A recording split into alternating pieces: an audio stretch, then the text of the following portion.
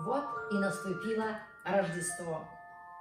Дорогие друзья, мы сердечно поздравляем вас с этим чудесным праздником. И сегодня в такой уютной обстановке мы хотим рассказать, что же это за праздник, почему он такой таинственный. Потому что Рождество – это тайна. Так написано в Библии. И беспрекословно великое благочестие тайна. И какая? Бог явился во плоти. Значит, рождение Иисуса – это тайна, секрет. Как сегодня мы видим много подарков, которые лежат под елкой. Они запакованы в красивую бумагу, и дети с нетерпением ждут, когда же наступит Рождество, и они наконец-то смогут снять обложку с этих подарков и посмотреть, что там внутри. Эти подарки такие долгожданные.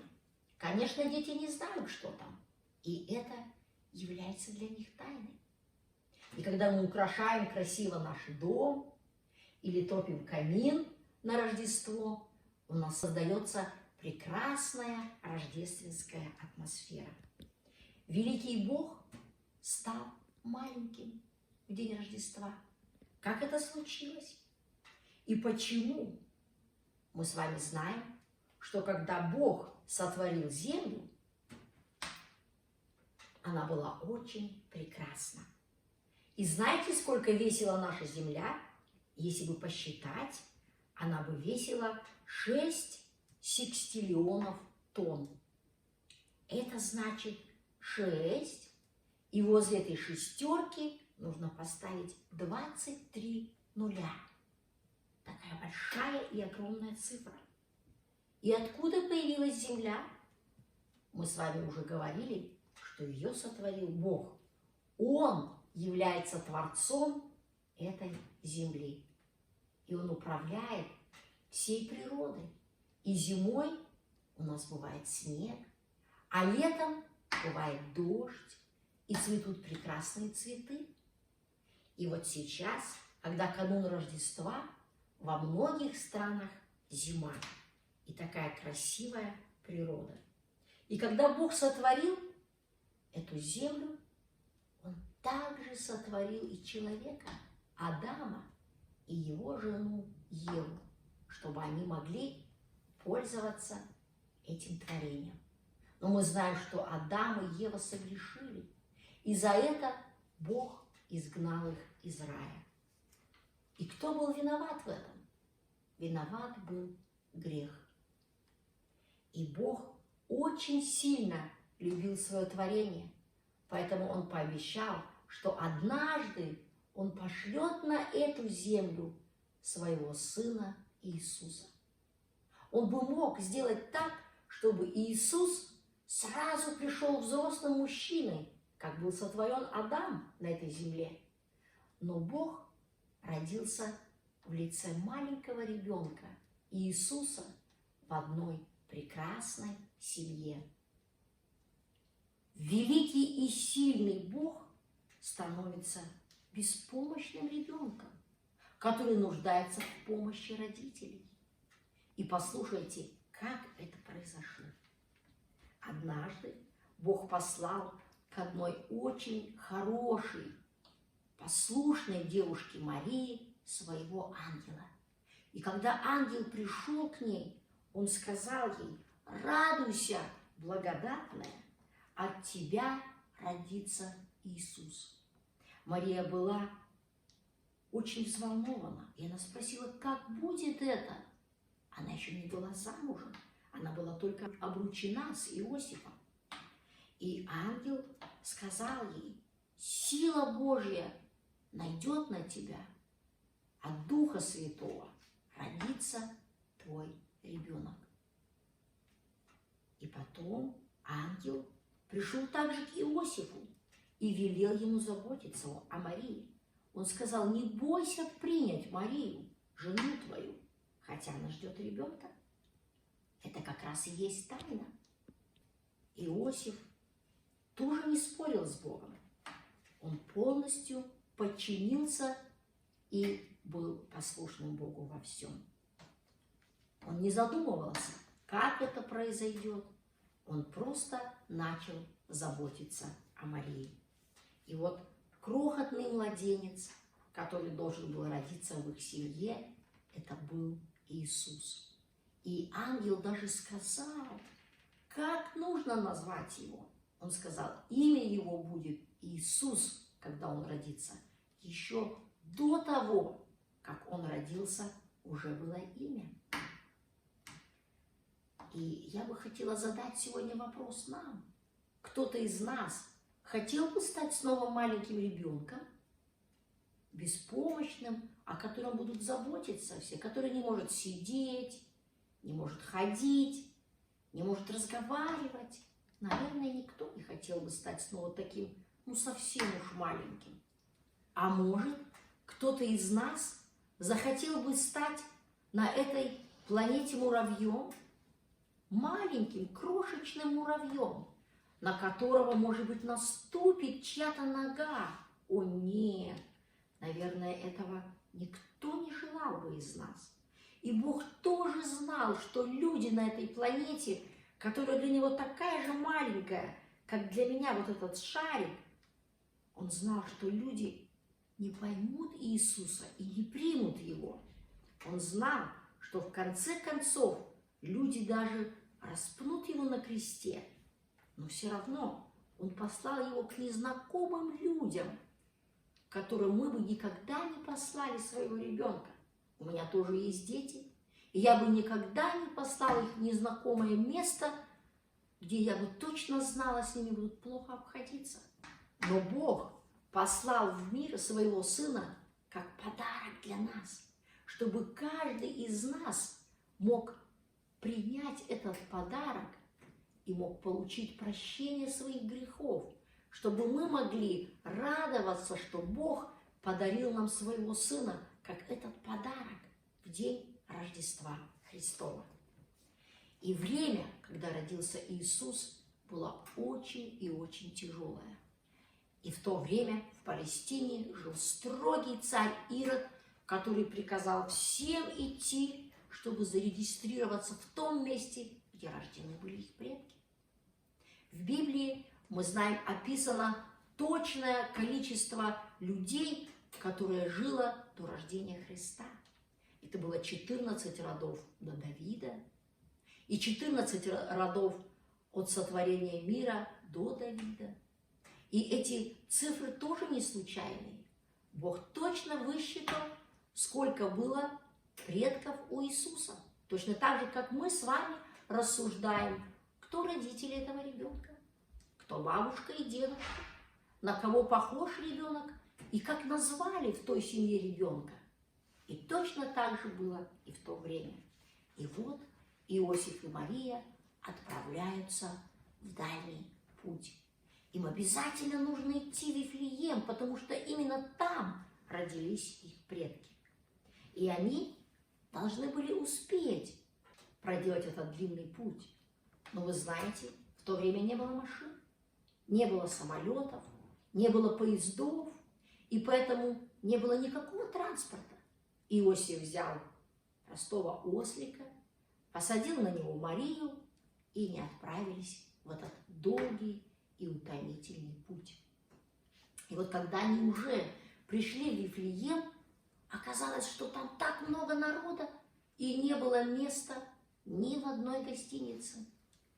И они не смогли найти себе никакого пристанища.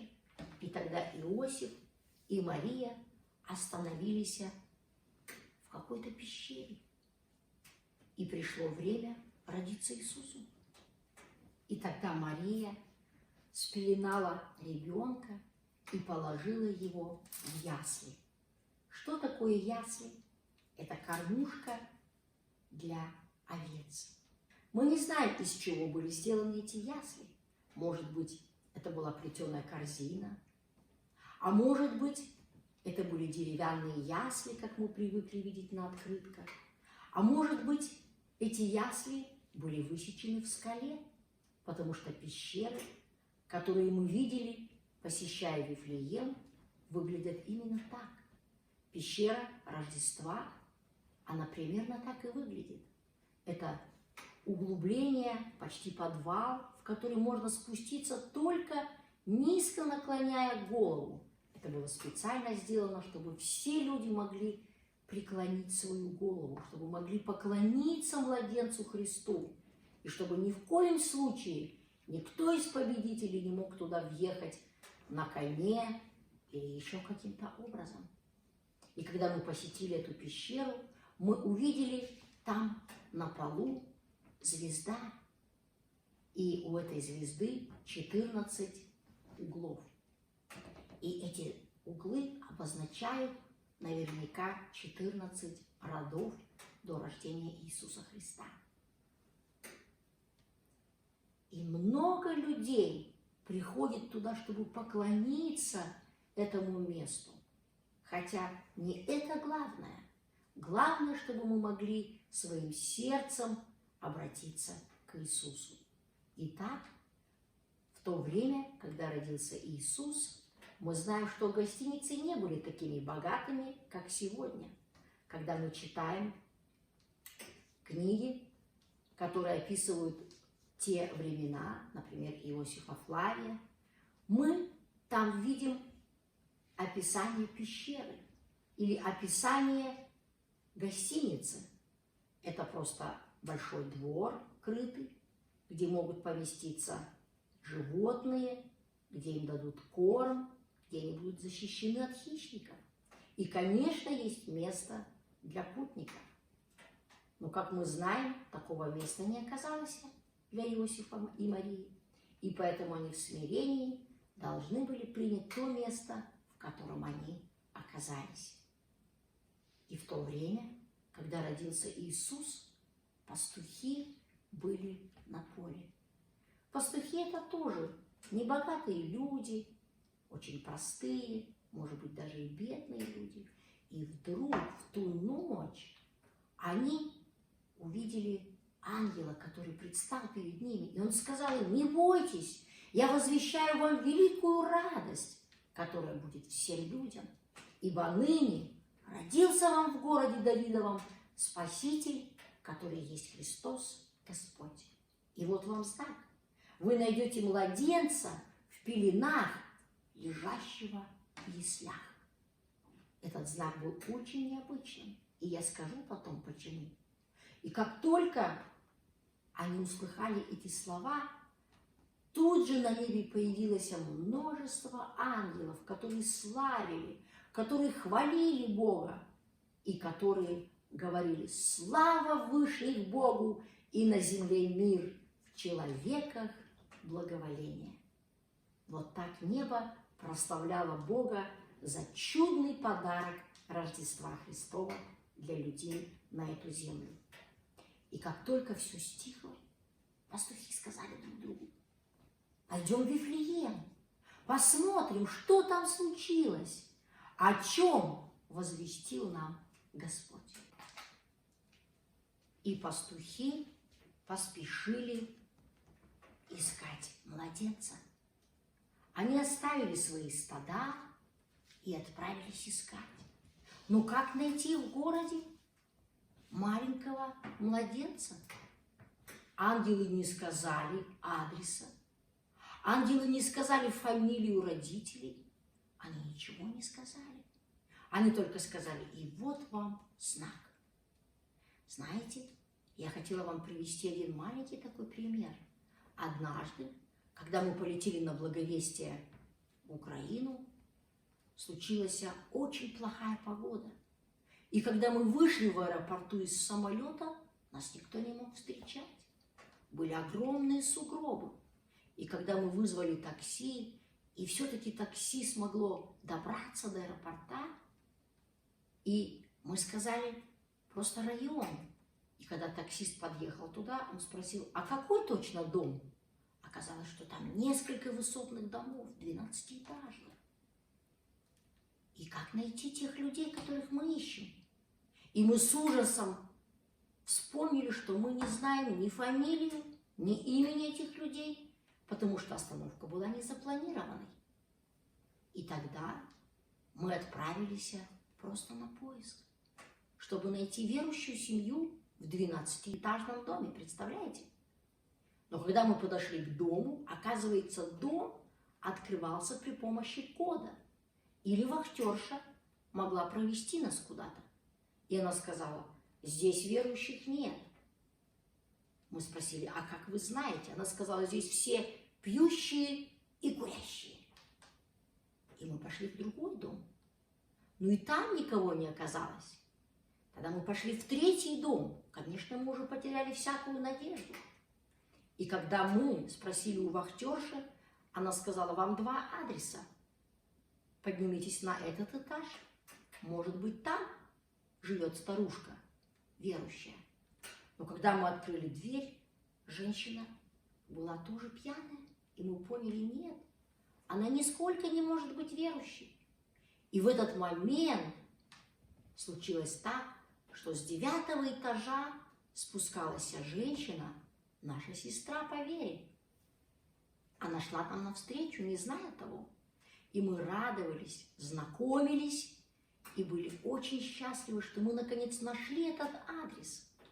Вы знаете, оказывается, это была трудная задача. Хотя у нас было несколько знаков отличительных, но все-таки как найти незнакомых людей? Я думаю, такая же ситуация была и у пастухов.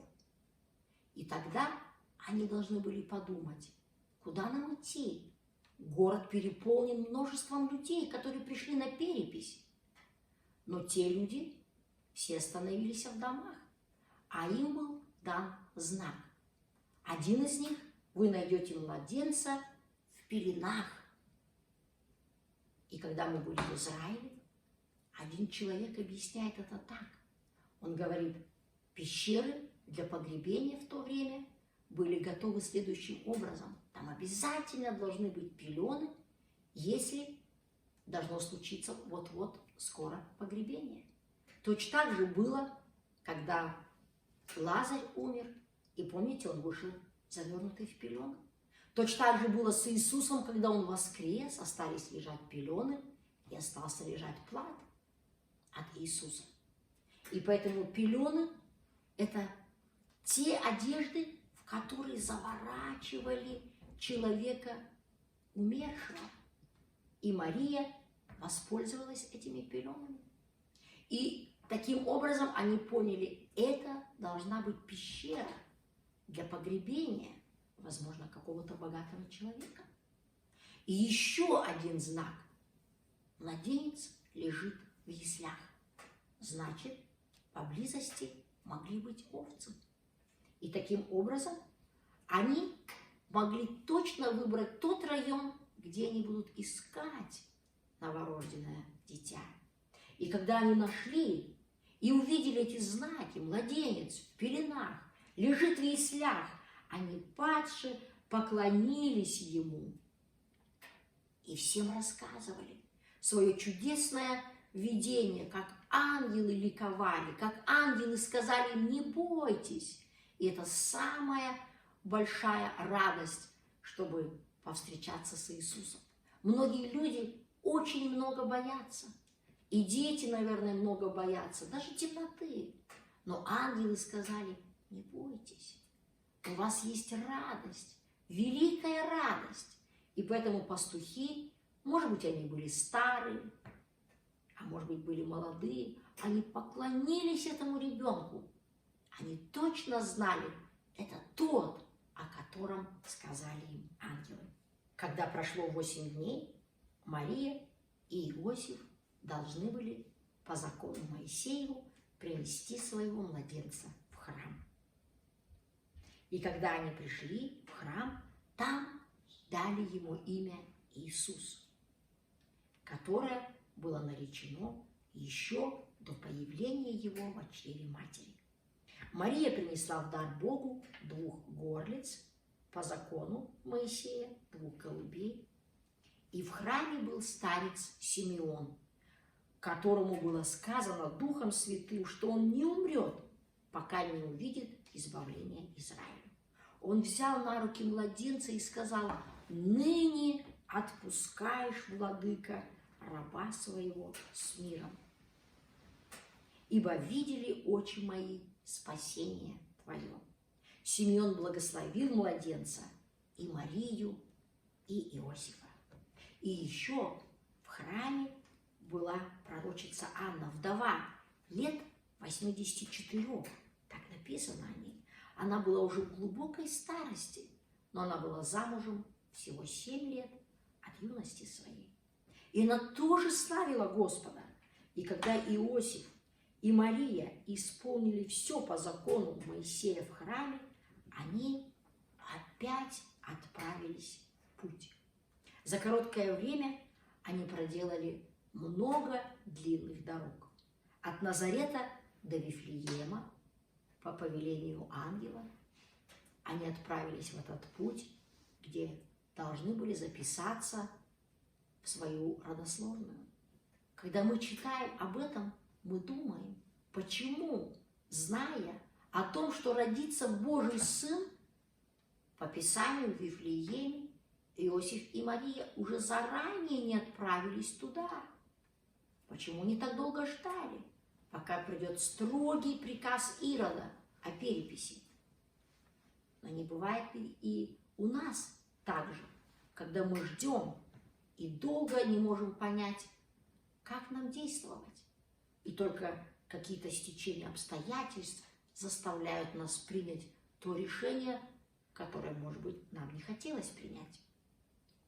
Дальше мы знаем, что они отправились от Вифлеема в Иерусалим, чтобы принести в храме дары для Господа. И от Вифлеема они снова отправились в Назарет. А дальше мы перейдем к повести, которая написана у другого евангелиста, у Матфея. Сейчас мы читали, как это излагал евангелист Лука. Мария и Иосиф, они тоже точно знали свою родословную. Они много знали Писания, они изучали. И поэтому, когда должно было родиться Иисусу, Бог выбирает именно их для того, чтобы они стали земными родителями Иисуса, которые будут заботиться о младенце Иисусе до тех пор, пока он будет совершеннолетним. И, как я уже говорила, это, наверное, было очень нелегко умолиться до такого маленького младенца, чтобы полностью подчиняться. Мы читаем, как описывает Рождество Иисуса Матфей. Он говорит, когда Иисус родился в Вифлееме Иудейском во дни царя Ирода, пришли в Иерусалим волхвы с востока и говорят: где родившийся царь Иудейский? Ибо мы видели звезду его на востоке и пришли поклониться ему. Сколько времени шли волхвы? В то время, как я уже говорила, не было машин, и, скорее всего, они ехали на верблюдах. И хотя верблюды очень выносливые, но медленные, поэтому путь их был долгий. По всей вероятности, они шли из Персии. Волхвы – это звездочеты. Они много наблюдали за небом, и они точно знали, как движутся планеты. И когда они наблюдали, вдруг они увидели появление новой звезды. И они вычислили по ней, что родился царь.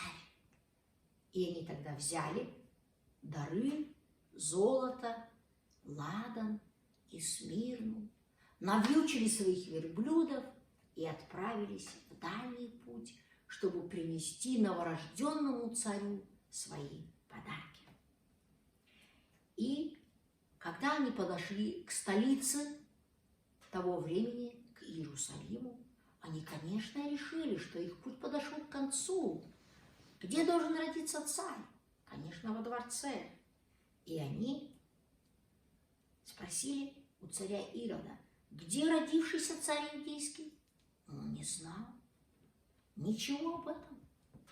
Мудрецы с востока знали, а он нет. И он был сильно удивлен этим. И он позвал первосвященников и книжников и сказал: что вы знаете об этом? И они, которые изучали Писание, они начали думать, кто же родился. И они сказали ему: Мессия должен родиться в Вифлееме Иудейском. Так написано у пророков. И ты, Вифлеем, земля Иудина, ничем не меньше воеводств Иудиных, ибо из тебя произойдет вождь, который упасет народ мой Израиля. Первосвященники точно знали Писание пророков, но не умели сравнить время. Поэтому даже не читающие Писания и пророков мудрецы смогли искать Христа, а вот первосвященники нет. Они рассказали Ироду, что написано, и ушли. Они не пошли искать Христа. Зато Ирод начинает искать Христа, но не за тем, чтобы поклониться Ему. Он хочет убить Христа. Почему? Потому что он боится, что Христос заберет его трон. И он говорит: позовите опять волхвов ко мне. И когда волхвы пришли, он говорит: идите и тщательно разведайте о младенце. И когда узнаете, сообщите мне, чтобы и я мог пойти поклониться ему. Но в сердце царь Ирод замыслил совсем другой план. Волхвы выслушали царя и снова пошли искать младенца. И они снова увидели звезду на небе, так же, как мы с вами очень любим наблюдать ночное небо и видим, как мерцают прекрасные звезды. Только в тот момент эта звезда шла перед ними, пока не остановилась над городом Вифлеемом, над тем местом, где родился Иисус. И когда мудрецы увидели, что звезда ведет их, они обрадовались, что они могут снова продолжать свой путь. И мы тоже должны радоваться, что мы можем продолжать идти за Иисусом. И вот, когда звезда остановилась над домом, они точно знали, путь закончен, они у цели. Это тоже знак, они дошли.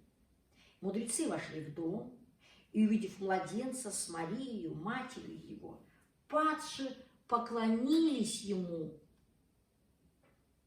и принесли свои дары: золото,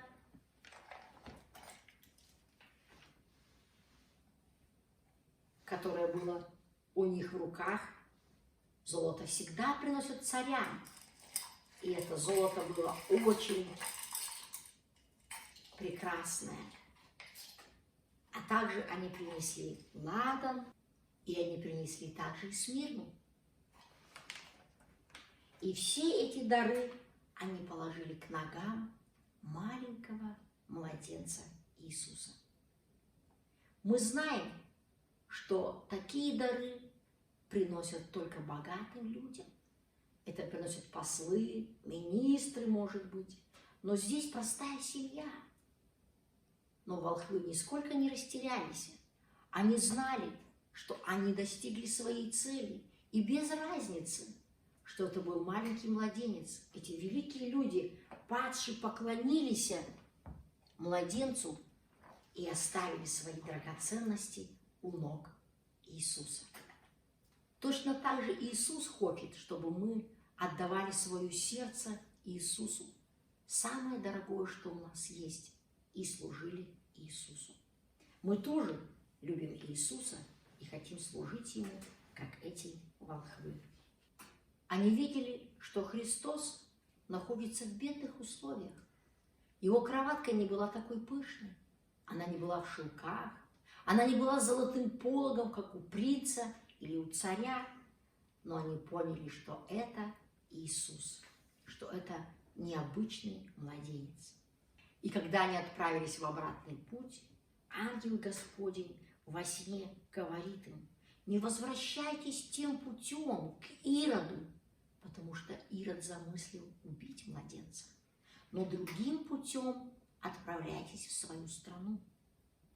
И когда они отправились другим путем, Ирод увидел себя осмеянным. Он увидел, что волхвы не возвращаются к нему. И он начал искать Иисуса. И тогда ангел является во сне к Иосифу и говорит ему: Иосиф, возьми младенца и матерь его и беги в Египет, потому что Ирод хочет убить младенца. И тотчас Иосиф взял Марию и младенца, снова, наверное, посадил на ослика и отправился среди ночи в дальний путь в Египет. Он снова не спорил с Богом и не говорил: Господи, может, ты поменяешь свой план? Может, я не пойду в эту дальнюю дорогу? Я уже отправлялся не раз в дальние дороги. Я не хочу больше дальний путь с маленьким ребенком. Ничего этого не происходит. Иосиф послушно меняет все свои планы и отправляется в Египет. И в это время Ирод издает жестокий указ. Он повелел избить всех младенцев до 2 лет в городе Вифлееме, там, где родился Иисус. И пострадало очень много детей. Некоторые историки говорят, их было до 14 тысяч. Некоторые говорят меньше. Но все равно пророк Иеремия говорит о том, что Рахиль плачет о детях своих и не хочет утешиться, ибо их нет. Сколько горя, слез. Почему? Потому что Ирод хотел помешать Иисусу принести людям спасение. Он очень старался даже такой ценой убить всех мальчиков, лишь бы найти Иисуса.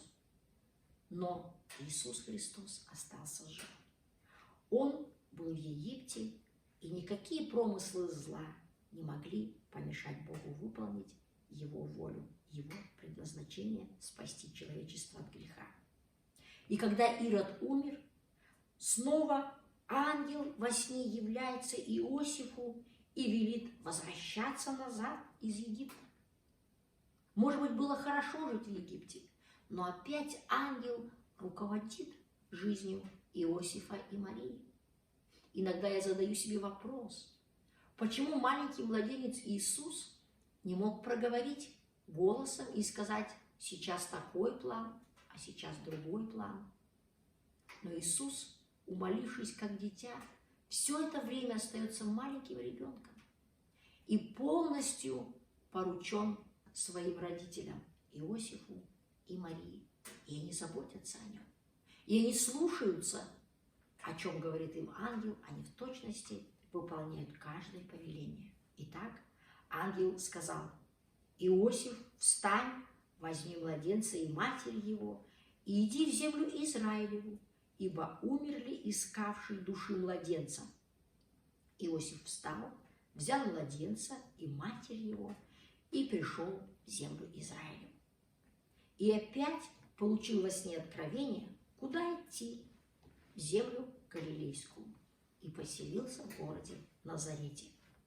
Да сбудется Писание, что он Назареем наречется. Этот неприметный городок Назарет мало встречается в истории. И именно там, в этом незаметном городе, поселился маленький Иисус. Не в каком-то огромном столичном городе, может быть, в Иерусалиме, где есть школы, где есть много, может быть, чего-то интересного. Или, как сегодня мы бы сказали, не в каком-то мегаполисе, где столица, где очень высокая культура. Нет, это был скромный и неприметный город Назарет. И когда мы следим за этим временем, когда Иисус был совсем маленьким, мы замечаем, что ангел 4 раза обращается к Иосифу и говорит: 1 раз до рождения Иисуса с Иосифом, и 3 раза по поводу переселения в Египет, в страну израильскую и в Назарет. И все эти повеления Иосиф в точности выполняет. Иосиф – это большой пример послушания для нас, читающих Библию. Вот так повествует евангелист Матфей о Рождестве. Думая об этом великом празднике, мы должны отметить, что Иисус скитался и был гонимым, и был непризнанным правительством или людьми всю свою жизнь. Ангелы охраняли его детство, когда силы тьмы хотели уничтожить его появление на свет. Но Бог сильнее, Он наблюдал за всем, и сейчас Он зорко следит за своими детьми. Он оберегает, предупреждает об опасностях и ведет нас через трудности. И Он говорит нам: не бойтесь. И Он еще говорит нам: радуйтесь, потому что сегодня Рождество. Не потому, что у нас в домах стоят красивые пышные елки, не потому, что у нас есть такие замечательные конфеты, рождественские подарки, которым мы можем радоваться. Нет. Самая главная радость Рождества – это новорожденный Иисус. У многих из нас в домах лежит множество подарков. Они обернуты красиво. Они будут открываться на Рождество. Таким образом мы будем радоваться Рождеству. И мы хотим сказать, что не только в этом состоит радость, но Бог хочет подарить нам радость в душе. Если мы поклонимся, как пастухи, и услышим знак: здесь будет Рождество, приходите, дорогие дети, то мы узнаем весть об Иисусе. И узнав о Нем, может быть, мы тоже поклонимся, как волхвы, Иисусу, и принесем Ему тоже свои дары, и будем служить Ему. У каждого из нас есть дары, которые мы можем Ему принести. Мы не будем возвращаться назад, потому что Ирод, как и тогда, хотел погубить младенца, так и сегодня он хочет погубить тех, которые не будут служить Иисусу. Он хочет их вернуть снова на грешный путь. Но Иисус пришел, чтобы спасти грешников, и Он любит тебя. Иди к Нему, как волхвы, которые были мудрыми и шли долгое время за звездой, и она привела их к цели. Волхвы знали, что нужно поклониться, и они унизились и поклонились, невзирая на то, что другие люди подумают о них. Поклониться – это встать на колени и смириться перед Богом, и сказать Ему: прости, Иисус, мои грехи. Для этого Бог послал в мир Иисуса. Ибо так возлюбил Бог мир, что отдал Сына Своего Единородного, дабы всякий верующий в Него не погиб, но имел жизнь вечную. Когда Иисус вырос, Он много служил людям и творил милость, и исцелял людей. Но Его распяли на кресте за грехи людей. Он не сделал никакого зла, а мы очень много делаем зла. Единственная возможность прийти к Богу через Иисуса Христа. Поэтому сегодня есть такой выбор: придем мы к Иисусу или не придем. Но независимо от этого, Бог пришел в этот мир. Хотим мы в это верить или нет. Если мы отвергнем Иисуса, то мы не сможем попасть на небо. Нам бы очень хотелось, чтобы все люди, которые слышат о Рождестве Иисуса, могли сделать свой выбор, чтобы они выбрали жизнь, выбрали Бога, не шли в погибель, чтобы они поклонились Богу. Бог сегодня ждет каждого из нас. Именно в это Рождество, может быть, оно последнее. Сейчас время очень тяжелое, и год был очень напряженный. Многие дети в школах, здесь у нас в Германии, с напряжением ходили целый год в школу. Они делали тесты через день, они носили маски. И, может быть, уже совсем скоро снова придет Иисус, но уже Он не будет таким маленьким. И в этот тихий и уютный вечер, глядя на дрова в камине, которые догорают, или на эту елочку, мы сделаем правильное решение. Бог пускай благословит нас. Слава Вышних Богу, и на земле мир, в человеках благоволение. Дорогие друзья, заканчивая наш сегодняшний рождественский вечер, мы еще раз хотим поздравить вас с Рождеством Христовым.